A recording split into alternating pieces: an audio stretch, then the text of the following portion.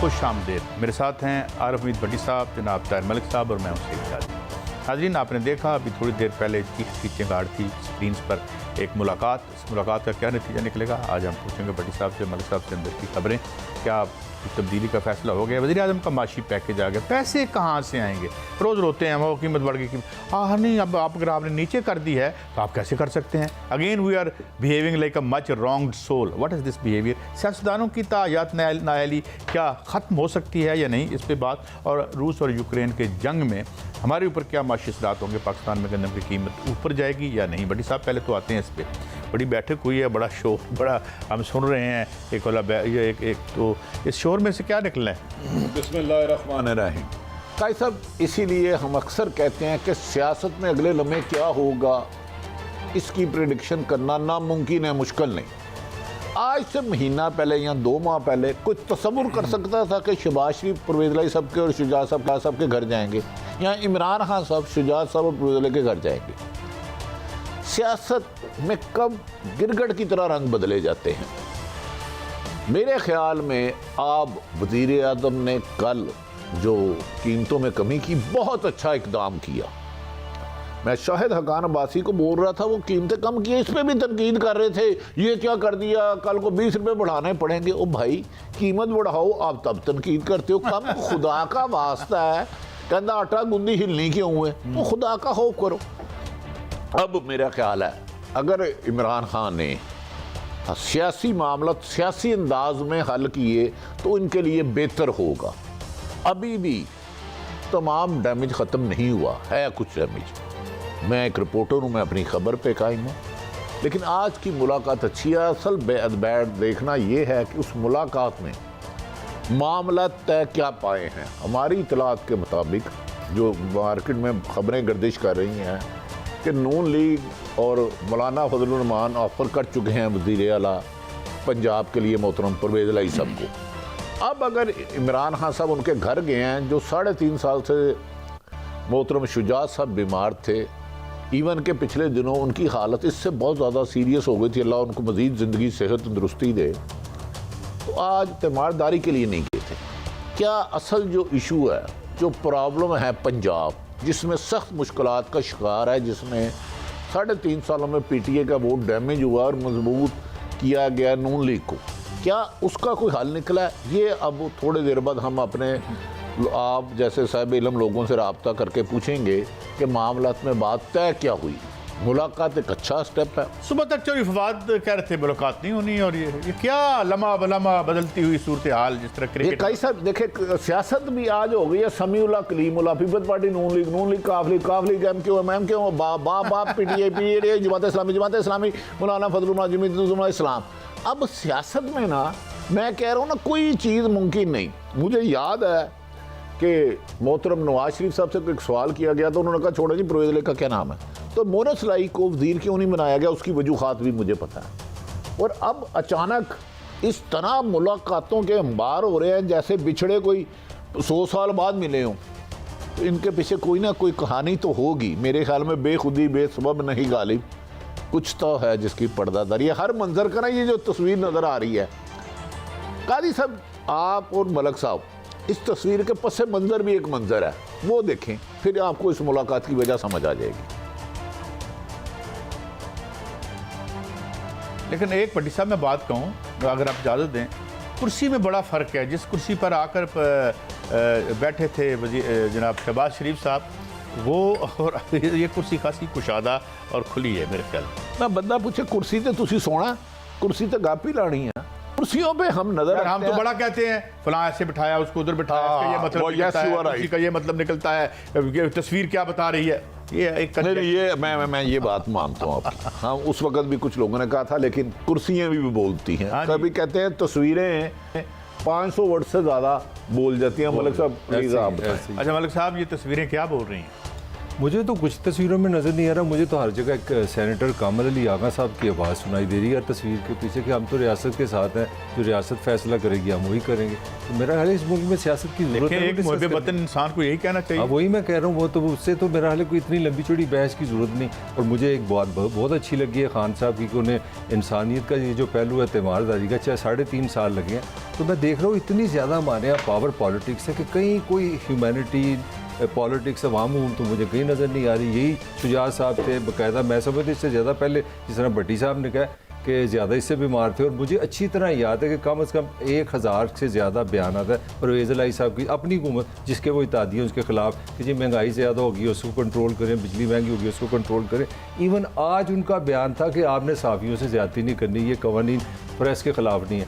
मगर लगता है जहाँ पे ताकत आती है, इक़्तिदार आती है, हम सारे भाई भाई बन जाते हैं। नहीं, लेकिन अगर रियासत की और मियाँ शहबाज शरीफ साहब की मुस्बत मुलाकात हो जाती तो फिर सब ठीक था। नहीं, बुनियादी बात तो वही है जिस पे हम तीनों का मेरे ख्याल है हम तीनों का पॉइंट ऑफ व्यू एक ही है कि वो ये है कि भट्टी साहब का वो जो पॉइंट में यहाँ पे यूँ कोई कि ताकत कहते हैं हम लड़ाई है, मेरे साथ क्यों नहीं है, बस ये लड़ाई है सर। अब जिसके साथ ताकत चली जाती है वो फ़ौरन गुड बॉय बन जाता है, बाकी सारे बैड बॉय बन जाते हैं। तो अच्छा भट्टी साहब, अभी आप ये कह रहे हैं कि हतमी खबर इससे निकल के आनी है, मगर कुछ हल्के ऐसे आते हैं कि कुछ हल्के ऐसे हैं।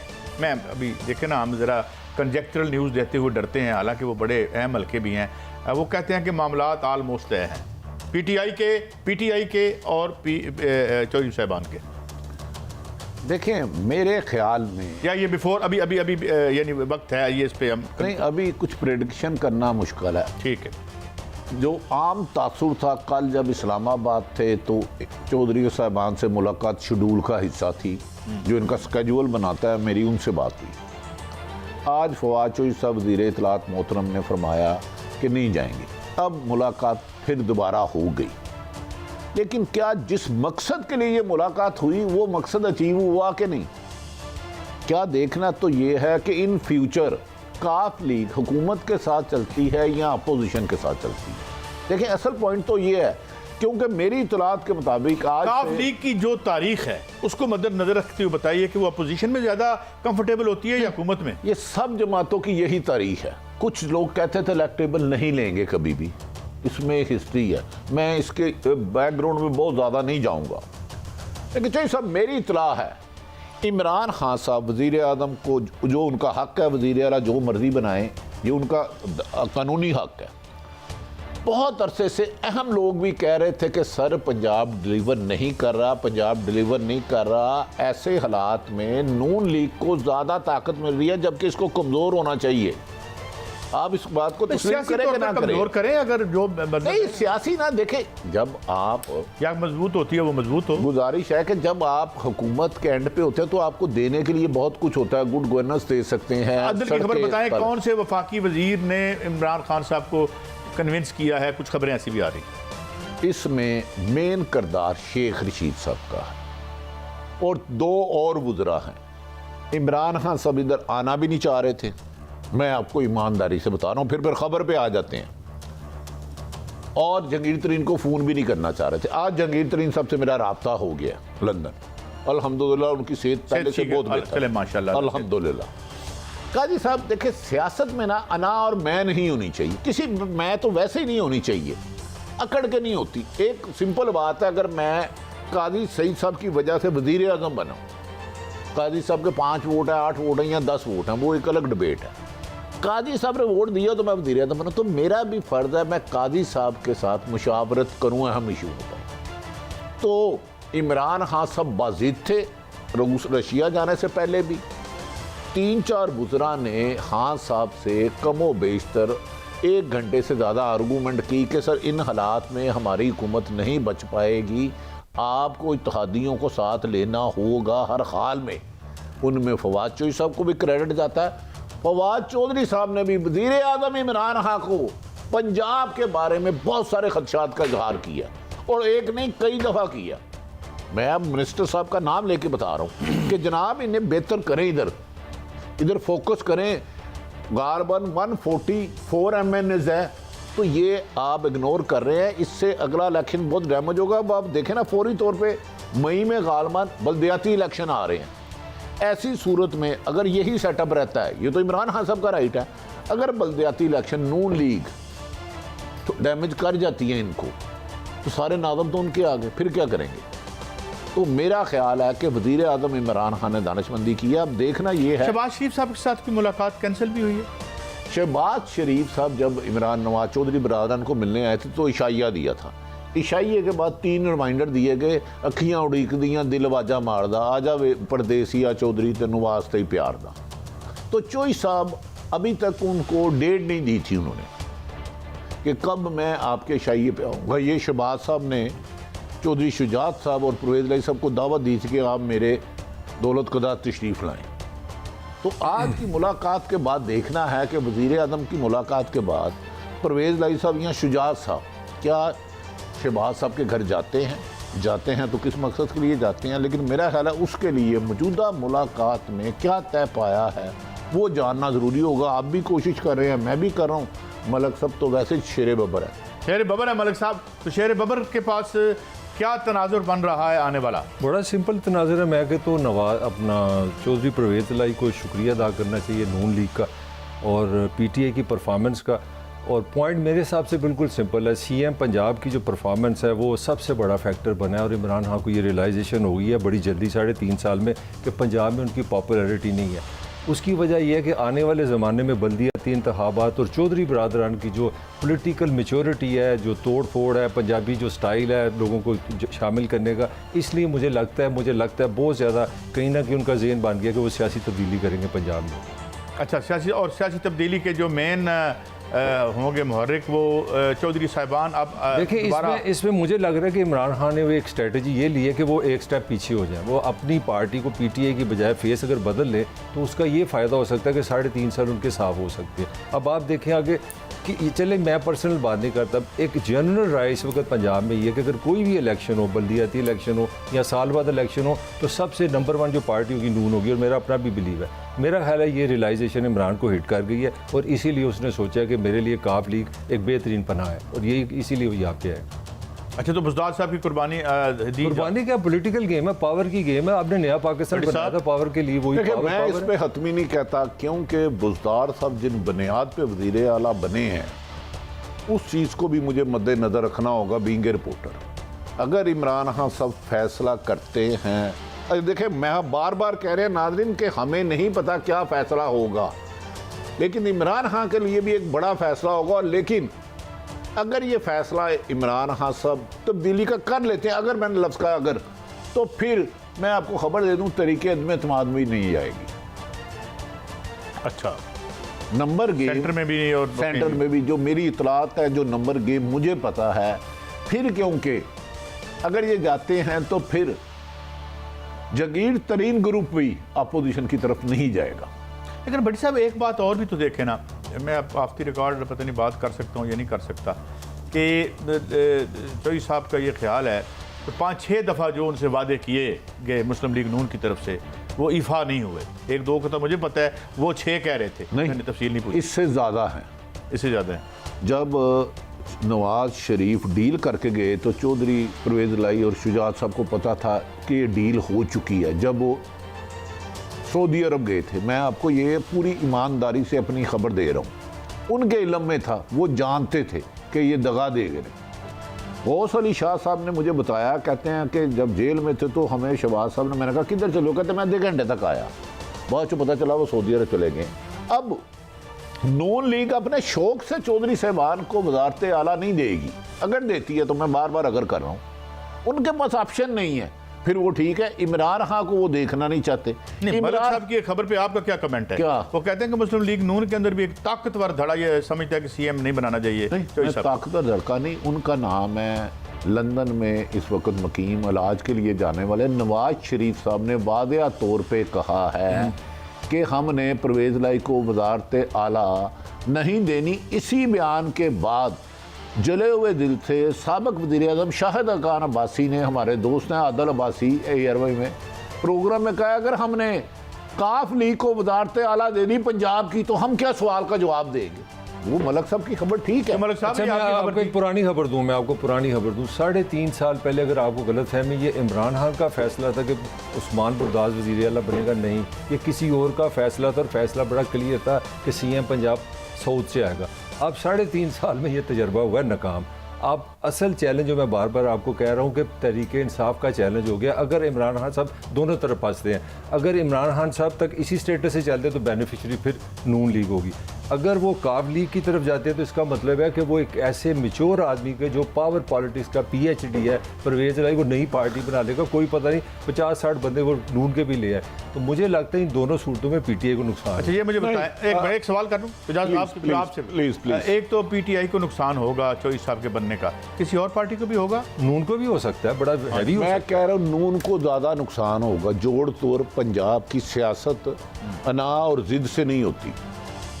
देखें, वज़ीर आला पंजाब को तब्दील करना, मेरा ख्याल है खान साहब के लिए बहुत बड़ा फैसला होगा। एक अहम शख्सियत थे, एक आदमी की मुलाकात हुई, ये 1.5 साल पहले की बात है, उसको 100 दिन जेल में जाना पड़ा, वो PTI के थे।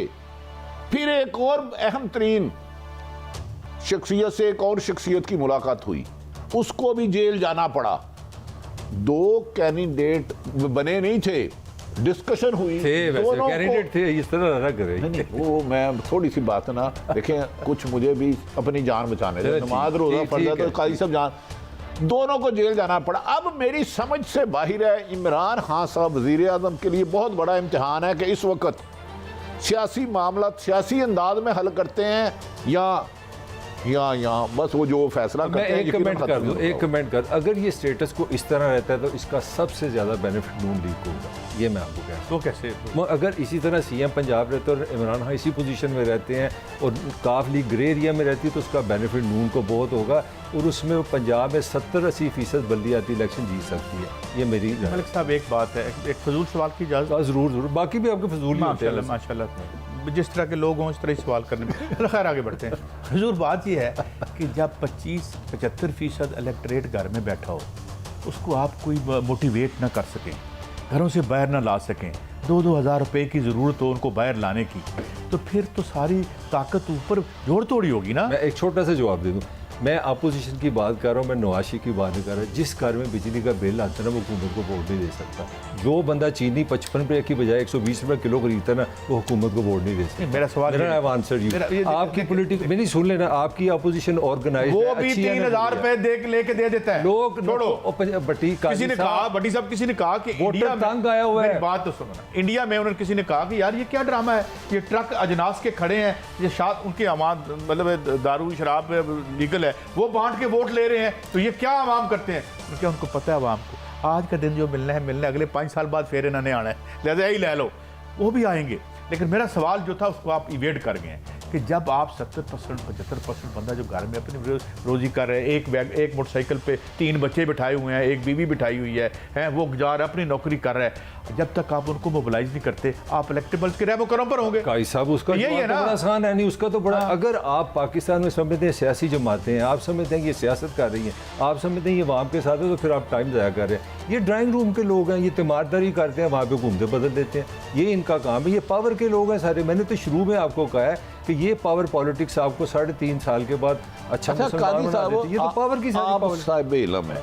भट्टो दौर में होती थी सियासत, गांव के चारपाई पे, गली मोहल्ले में, सड़कों पे, बाजारों में, हर जगह ऐसे ही था। पिछले 5-10 साल से आप क्या समझते हैं, कोई 90% सियासत मीडिया पे नहीं आ गई? सारे मीडिया पे देखे ना, इवन शेख रशीद साहब ने कह दिया जलसा करने की जरूरत ही नहीं है यार, अब हम टीवी पे बोला करेंगे। अब मेरा यही गुजारिश है कि अब बदकिस्मती है, हुकूमत और या अपोजिशन दोनों के लिए अवाम मैटर नहीं करती। यही अपोजिशन रोजाना चीखती थी कि पेट्रोल महंगा हो गया, आप जुल्म कर रहे हैं। यही अपोजिशन पेट्रोल सस्ता किया, तब भी वो जुल्म कर रहे हैं। अब ये देखे ना, इसका मतलब अवाम कहाँ है? अवाम कहाँ है? सच मान जाना चाहिए, अवाम कॉर्नर कर दिया, मुश्किल में है। और जैसे मैंने इनकी खिदमत में अर्ज़ किया था कि जब आप लोगों को मोबिलाइज ना कर सकें तो फिर जो बालादस्त तबकात होते हैं, माल के ज़रिए सियासत में बैठे होते हैं, कब्ज़े की सियासत होती है, उसी को बढ़ाया जाता है। अल्लाह करेगा ये सिलसिला भी टूटेगा और अच्छी सियासत भी आएगी। मगर अभी हम एक ब्रेक की तरफ जाते हैं, वापस आके कुछ अहम खबरें हैं, माशी पैकेज के पैसे कहाँ से आएंगे, इस पर बात करें।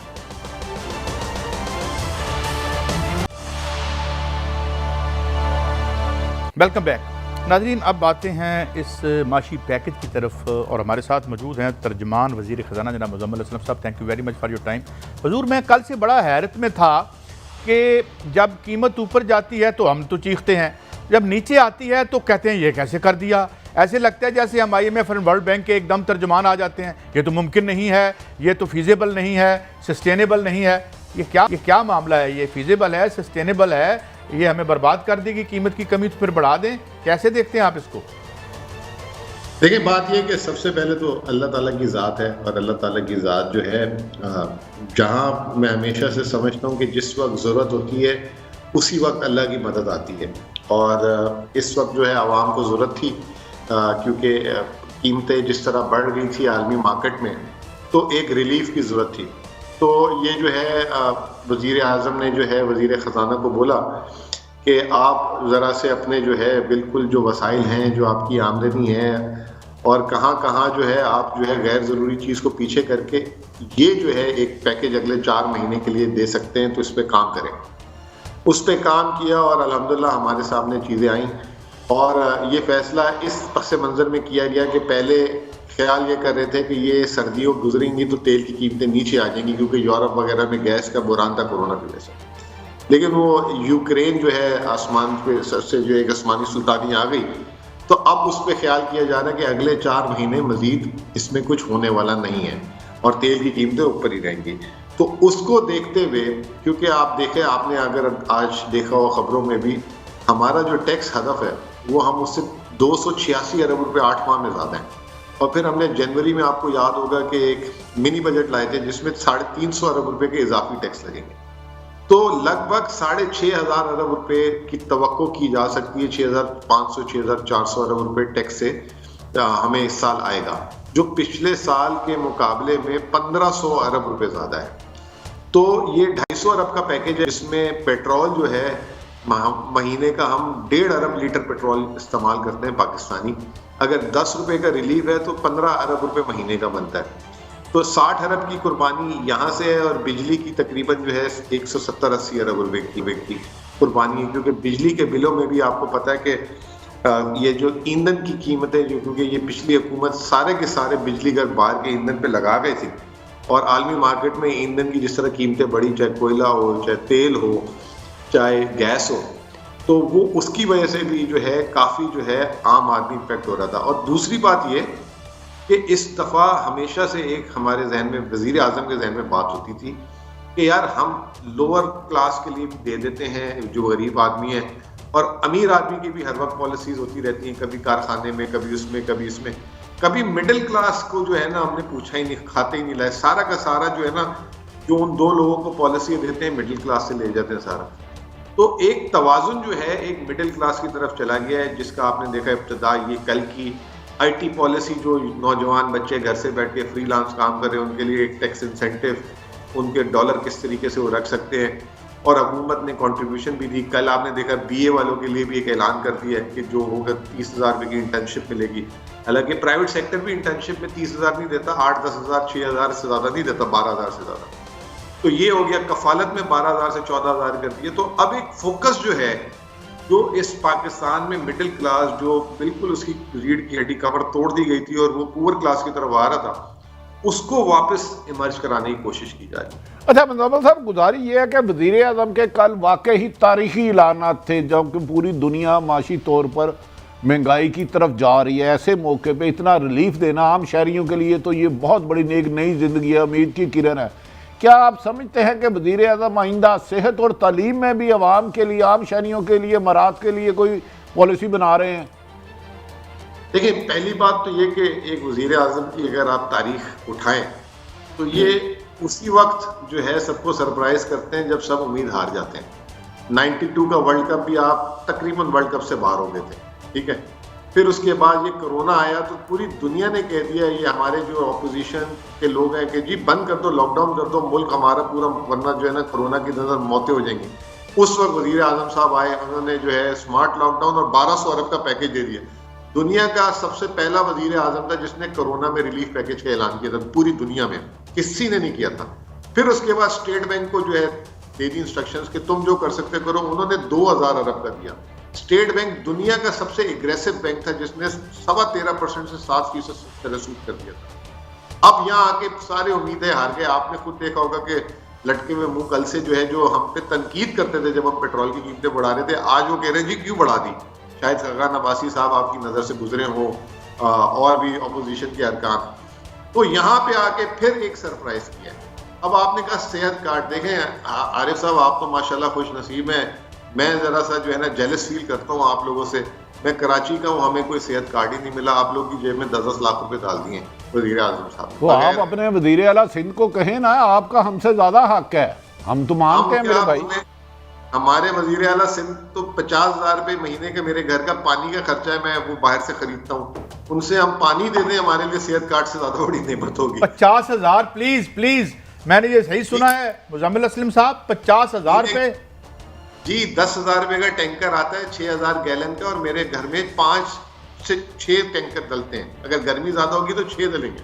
तो 50,000 रुपए हमारे घर का सिर्फ पानी का महीने का बिल है। वजीर आला साहब से वही फ्री करवा दें तो मैं दुआएं दूंगा। साहब, आप पानी से बिजली बनाते हैं अपने घर में? सर अब इस्तेमाल है, घराना है, भाई रहते हैं, वालिद साहब के साथ रहते हैं, तो घर है हमारा माशाल्लाह। अच्छा, तो मैं जो पूछना चाह रहा था, ये जो 30,000 रुपए की इंटर्नशिप है, इसकी थोड़ी सी आम बंदे को इन्फॉर्मेशन नहीं आ रही। ग्रेजुएट से क्या मुराद है? BA, MA, PhD, इसकी क्या, किस तरह ये पैसे, जरा इसकी डिटेल आप दे सकते हैं? लोगों को बड़ी दिलचस्पी है इसमें। देखिए, इसमें ना मैं आपको बताता हूँ कि ये तकरीबन मैं 1 सेकंड में मैसेज में भी देख के, ताकि बात गलत बयानी ना हो, ये जो है ना 3 महीने का प्रोग्राम होगा। जो ग्रेजुएट होकर जिनके पास नौकरी नहीं है, ठीक है, उनको जो है वक्ती तौर पे 3-4 महीने के लिए एक नौकरी मिल जाएगी, ताकि उनके घर वालों की भी मदद हो। 1.5 लाख बेरोजगार, प्रिसाइजली 1.5 लाख बेरोजगार ग्रेजुएट्स को 30,000 रुपए की इंटर्नशिप प्रोग्राम मिलेगा। यानी कि उनको एक महदूद मुद्दत के लिए दे दिया जाएगा कि जब तक आपको नौकरी नहीं मिलती, 3-4 महीने तक आप नौकरी ढूंढ लें, उस वक्त तक जो है उनको ये इमदाद दी जाएगी। और फिर उनको जो है रिप्लेस करेंगे दूसरे लोग। जब एक बैच चल जाएगा तो दूसरे बैच आ जाएंगे। इसके अलावा आपने तालीम की बात की थी भाई, इस वक्त हम 38 अरब रुपए की सिर्फ सालाना 26 लाख तालिब इल्मों को जो है स्कॉलरशिप दे रहे हैं इस वक्त ऑलरेडी। और सेहत कार्ड पे मैंने आपको जवाब दे दिया। सिंध के अलावा पूरे पाकिस्तान इस वक्त मौजे कर रहा है। जहां अस्पताल नहीं खुलते थे, डिस्पेंसरियां नहीं खुलते थे क्योंकि वहां के लोगों के पास पैसे नहीं थे, वहां पे अब प्राइवेट सेक्टर धड़ाधड़ अस्पताल खोलने जा रहे हैं। फाइनेंस वो जो है वो खोलने जा रहे हैं, डिस्पेंसरियां खोलने जा रहे हैं। तो एक जिसे कहते हैं मुल्क में एक नया निज़ाम मुतारिफ हो गया है, एक जिसमें आम आदमी की बात हो रही है। और वो जो एक दफ़ा वज़ीर आज़म साहब ने कहा था 2 नहीं 1 पाकिस्तान, वो जो है उस पे एक ऐसे लग रहा है कि आहिस्ता आहिस्ता अमल पैरा होना शुरू हो गए हैं। अच्छा, ये क्या PM साहब ने कहा है कि माशी पैकेज जो है वो ठीक नहीं था, या कुछ ऐसी बात भी आई, या गलत छपी सनती पैकेज के हवाले से? नहीं, उन्होंने ये आज जो मैं समझ रहा हूँ, अगर जो मैं समझ रहा हूँ आप ये कहना चाह रहे हैं कि आज जो उन्होंने एमनेस्टी स्कीम, जो इंडस्ट्रियल पैकेज अनाउंस किया है, उन्होंने उस पर यह कहा है कि जो 2019 में हमने दी थी पहले आगे, वो जो है अगर मैं उसको इन्वेस्टमेंट से और कारखानों से लिंक कर देता जो अभी दिए, तो उस वक्त जो है 3 साल पहले ये अमल शुरू हो जाता, तो आज कई ज्यादा कारखाने लग चुके थे इस मुल्क में और कई ज्यादा लोगों को रोजगार मिल जाता। अच्छा मुजम्मिल साहब, एक अपोजिशन की ये भी sorry we have to leave it there क्योंकि ब्रेक है। मुजम्मिल साहब, अगर आपने हमें एनलाइटन किया और टाइम दिया, हम मुतमत्तो होते रहेंगे। Thank you very much. तो एक भट्टी साहब ब्रेक की तरफ बढ़ रहे हैं, ब्रेक के बाद वापस आएंगे तो ये नाअहली का मामला भी डिस्कस करेंगे। सॉरी मलिक साहब, मुझे एकदम पीछे से हुक्म आया था। एक ब्रेक के बाद मिलते हैं।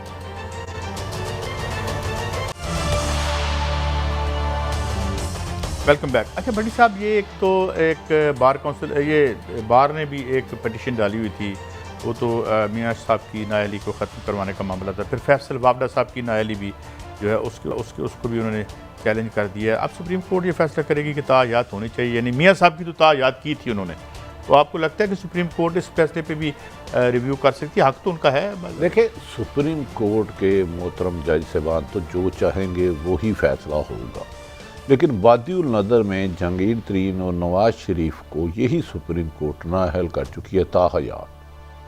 तो फैसल वाडा साहब ने बज़ाहिर ये प्ली ली है कि इलेक्शन कमीशन के पास अथॉरिटी नहीं है ताहयात की। तो मेरा ख्याल है कि इसमें सुप्रीम कोर्ट ताहयात नाअहली पर फैसल वाडा को रिलीफ मिलता हुआ मुझे बज़ाहिर कम नज़र आता है, क्योंकि आपको याद होगा कि सुप्रीम कोर्ट बार भी ताहयात नहली के खिलाफ गई हुई है अदालत में। हाँ, वो उन्होंने कुछ उसमें ऑब्जेक्शन किए थे, वो दूर करके दोबारा उन्होंने एप्लीकेशन जमा करा दी। गालबर मैं वो एहसन मून साहब को सुन रहा था। तो ये फैसला बड़ा अहम होगा। अगर ताहयाती का फैसला फैसल वाडा के लिए ख़त्म होगा तो इसके लिए फिर नवाज शरीफ और जहांगीर तरीन को भी फ़ायदा हो सकता है। फिर वो ये प्ली लेके जाएंगे कि पहले सुप्रीम कोर्ट ने ही फैसला किया था, तो अब सुप्रीम कोर्ट ने ही ताहयाती को एक महदूद मुद्दत के लिए कर दिया, या जो भी वो फैसला सादर फरमाते हैं। तो फिर मेरा ख्याल है ये खासा मुश्किल काम है रिलीफ मिलना वहाँ से। आपका ख्याल में? सेम है, वो इस्लामाबाद अपना जो अपना सुप्रीम कोर्ट बार इसी पॉइंट पे गई थी ना कि इलेक्शन कमीशन के रूल है उसमें नाअहली लिखा है, ताहयात नहीं लिखा। वैसे उन्होंने एंटरटेनमेंट नहीं की उसको, लेकिन देखें ना ये भी नहीं लिखा कि ताहयात नहीं है। वही मैं कह रहा हूँ। तो जो इंटरेस्टिंगली आज जो एक इंटरेस्टिंग डेवलपमेंट ये हुई है कि अदालत ने ये कहा कि जनाब जो इलेक्शन हो रहे हैं ना सेनेटर, वो नहीं उन्होंने रोके। उन्होंने कहा आप इलेक्शन करें और जब इलेक्शन नए सेनेटर मुंतखब हो जाएंगे फिर उन्होंने कहा हम तफसीली फैसला करेंगे। और ये पॉइंट बिल्कुल ठीक है कि जो फैसल वाडा साहब का फैसला होगा ये जहांगीर तरीन पे भी असरअंदाज हो सकता है। इनको 62-63 पे नाअहल किया गया है।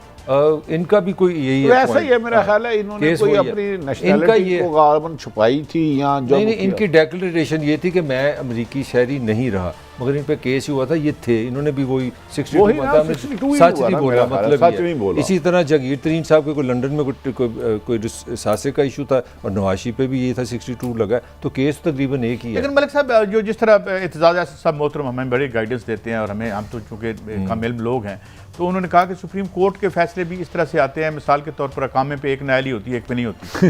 अच्छा, एक बड़ी इंटरेस्टिंग बात उन्होंने कहा था, मैं उनको कोर्ट कर रहा हूं। ये मैं गुस्सा नहीं निकाल रहा, ये वैसे हिस्ट्री भी है कि फाइद ईसा जस्टिस साहब काबिल एहतराम ने ख्वाजा आसफ साहब को इसमें रिलीफ दिया हुआ। हाँ। और सुप्रीम कोर्ट के ऑनरेबल चीफ जस्टिस और दीगर 3 जज साहबान ने नवाज शरीफ और जहांगीर तरीन को नाअहल किया हुआ। ये हकीकत है, ये हिस्ट्री है, ये इत्तेजाज साहब ने वही रेफरेंस कोर्ट किया। अच्छा, नहीं, एक और भी तो केस है ना इमरान खान साहब के हाथ से, जो क्योंकि पीटीए के वो चेयरमैन थे, उनके चेयरमैन ने जब अपने ये फॉरेन फंडिंग केस में लिखा था कि हमारे 10 या 11 फॉरेन फंडिंग केसेस हैं, जबकि पाकिस्तान का स्टेट बैंक ने जो रिकॉर्ड निकाला उसमें 23 है। तो इस तरह तो इमरान खान भी इसी लिस्ट में आ रहे हैं। आगे पता नहीं वो फैसला तो इलेक्शन कमीशन करेगा, मगर ये केस में इमरान खान भी किसी ना किसी खाते में आ जाएंगे और वो भी मार्च से शुरू हो रहा है। मार्च शुरू होगा। अच्छा भट्टी साहब, एक ज़िमनन सवाल इनकी से मुझे तहरीक मिली। बहुत से फॉरेन फंडिंग पार्टी फंडिंग के बहुत से सोर्सेज होते हैं जो सामने नहीं आते, जिनके बारे में आपने बहुत सारी स्टोरीज दी हुई हैं। उन पर भी कभी गौर किया आपने, जो जाके अंदर अंदर पार्टी फंड लेते हैं? मैं झूठ बोल रहा हूँ काजी साहब, मैं आपको यकीन से 100% कहता हूँ 90% अंदर खाते कब्जा माफिया, मुनशियात फरोश, मनी लॉन्डर इलेक्शन में, मैं ये नहीं कहता सबको, बेशुमार फंडिंग करते हैं, थोड़ी सी नहीं करते। ना वो अदालत तक पहुंचती है, ना वो एफबीआर तक पहुंचती है। नहीं होती, कह देते हैं जी लोग प्यार में कर गए। मुझे याद है प्यार में कभी आपको 2.5 रुपये किसी ने दिए हैं? प्यार में तो आप अमीर आदमी तो शीशा नीचे नहीं करता सिग्नल पे कि किसी फकीर आदमी को 10 रुपए देने के लिए खोलूंगा तो गर्म हवा आ जाएगी, उसके जरासीम आ जाएंगे। ये कब्जा लाहौर के मैं कुछ जानता हूं जो मनशियात का काम करते हैं, जिनकी बुके हैं, बुके जो कब्जा ग्रुप करते हैं, वो बकायदा फंडिंग करते हैं करोड़ों में, एक नहीं लातेदाद लोग हैं। मुझे तो ये भी पता है किस घर में 3.5 करोड़ रुपए की लकड़ी ही सिर्फ तोहफा दे दी गई थी, लेकिन घर का नहीं पूछना आप। नहीं, पूछेंगे और हमें वैसे तो ये तो आप तो पाकिस्तान के अंदर की फंडिंग बात कर रहे हैं, बिल्कुल सही कह रहे हैं। जो एस अकबर जो इनके बानी रुकन है पीटीए के, वो तो बड़े सख्त इल्ज़ाम लगा रहे हैं। वो तो कह रहे हैं इंडियन कंपनी से भी पैसे हैं, वो कह रहे हैं जी ऑस्ट्रेलिया से भी आए, न्यूजीलैंड से भी आए और मनी लॉन्ड्रिंग हुई है। अदालतें आज़ाद हैं, जाके वो फैसला ले आए। वो रोज प्रेस कॉन्फ्रेंस कर रहे हैं, 7 साल से रोज प्रेस कॉन्फ्रेंस कर रहे हैं। मुझे पता इलेक्शन कमीशन किसके कहने पे तैनात हुआ और ये वजीर आज़म भी जानते हैं। खान साहब ने तारीफ की थी, ये भी बताएं, इमरान खान ने तारीफ की थी। नाम नहीं लूंगा कि इलेक्शन कमीशन को इमरान खान को किसने रिकमेंड किया था इस शख्स को लगाओ। तो वैसे तारीफ की थी उन्होंने, ये माना। यार आगे मुझे ममनू एरिया में ना जाने दें ना, बस टीका पे आना है मैंने। अच्छा, हमें लग रहा टीका आप मदे ले रहे हैं। नहीं, टीका लग रहा, मैं अकेले जंग लड़ रहा हूँ कि हमारे इदारों की इज्जत है, हमें उनके लिए लड़ना चाहिए। वाह जी वाह। कोई इंसान ना कहे कि ये सिलेक्टेड हैं। इस पे सारे का सारा इल्ज़ाम मेरे एक शफाफ इदारे पे आता है, मगर वो हिलते ही नहीं, हम ही उनके लिए लड़ी जा रहे हैं। खैर भट्टी साहब, पीका पे आ जाते हैं। ये बताइए कि पीका पे आपकी देखिए, बड़ी एक पॉइंट ऑफ व्यू है। हमने पहले दिन कहा था खातून अव्वल बापर्दा है, उनकी इज्जत समेत हर खातून और हर शख्स की इज्जत है। किसी के बारे में किसी को हक नहीं गलीज गाली देना, ना मुनासिब अल्फाज करना, बेहुदा गुफ्तगू करना। लेकिन मेरा प्राइम मिनिस्टर साहब से नहायत अदब एहतराम से गुजारिश है कि पीका एक्ट आप खुद पढ़ लें। ये सहाफत का गला घोंटने की नाकाम साजिश है और इसको हम अल्लाह के करम से नबी के सदके नहीं पूरा होने देंगे। मेरा आखिरी सवाल है, वक्त बड़ा कम है, मलिक साहब आप बता दें, जो जावेद लतीफ़ साहब ने बात की थी मुराद सईद साहब के बारे में ऑन टीवी, और जो असम्बली के फ्लोर पे कादिर पटेल साहब की चीज़ें हैं, भट्टी साहब तो उसके बाद क्या करे हुकूमत? अच्छा मेरी बात सुने ना, उसके बाद अपने उनके सियासी जमातें बंदे उनको निकालें। गलाजत तो ये करते हैं, आपने कभी ना सेबा अल्फाज किसी के बारे में भी इधर कहे। चले इसका जवाब देना। आपके चीफ जस्टिस ने आज जो उन्होंने कहा कि जी वजीर आज़म साहब ने पढ़ा ही नहीं, लॉ ही नहीं पढ़ा, शायद नहीं पढ़ा होगा, उन्होंने उनको पता ही नहीं। ऐसा काला और स्याह कदगन डिक्टेटर भी नहीं एक हाईकोर्ट इजाज़त दीजिए, कल हम फिर मिलेंगे। वो करें जो दुनिया में कानून महज़ब मुल्कों में राइज हैं, ताकि एक दुरुस्त माहौल पैदा हो सके। इजाज़त।